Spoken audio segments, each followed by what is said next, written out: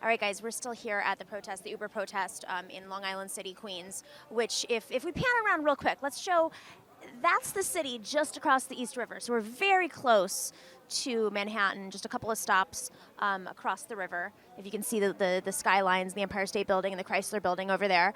And we have there's been a protest outside of Uber's headquarters here in New York City where drivers and different organizations have come together to support the drivers based in New York. Obviously in response to the ban, the executive order that Donald Trump has made banning people from 7 countries, and of course the Uber CEO being on the Economic Council up until just a couple, 45 minutes ago when he announced that he was leaving the council.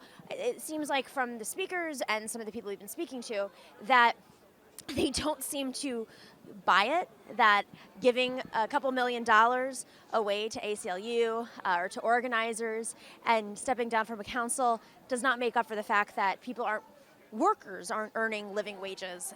It's very cheap for Travis Kalanick, Uber CEO, to declare that he's going to give $1 million and now $3 million to a legal defense fund for Muslims. This is a $50 billion plus company. That's very cheap. We need them to go beyond and step away from organizing and preventing the migrant workers and immigrants and refugees from making themselves feel like they're also Americans. This is our home, and we will continue to put pressure on Uber and anybody that stands in our way of organizing for a fair America that we can all feel at home in. Hate-free zone! Hate-free zone! Hate-free zone! Hate-free zone! We need to come together because together we count. El pueblo unido jamás será vencido. Thank you. We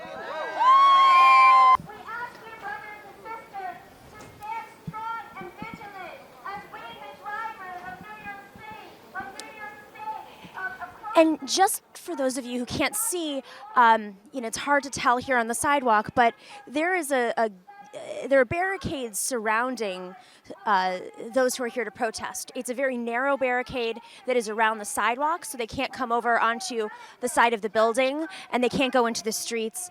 They're keeping it very well contained. Walls segregate humanity, and humanity cannot be segregated. This is the strength of America. We all believe in strong America. Or we are not. And what's make America strong? Our unity, our principles, our belief in the great and good things in this world, and our ethics. That's what, and segregation is not the part of it. And no, what can I say about Mr. Trump? It's all metaphoric. Where I came from, they say, the monkey climbed the coconut tree, so watch your head. We don't know whose head he's gonna break next.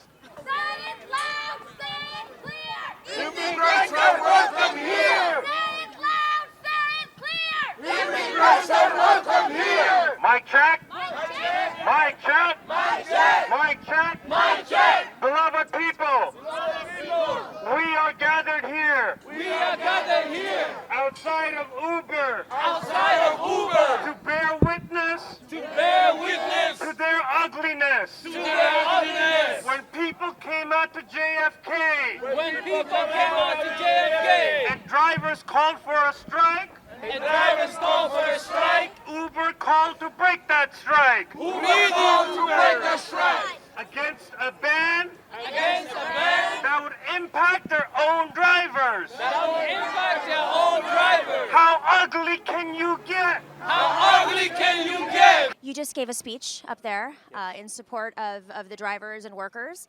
and you talked about how Uber and Trump are working together and people should be smarter. So what do you have to say about Uber's CEO stepping off the Economic Council for Trump?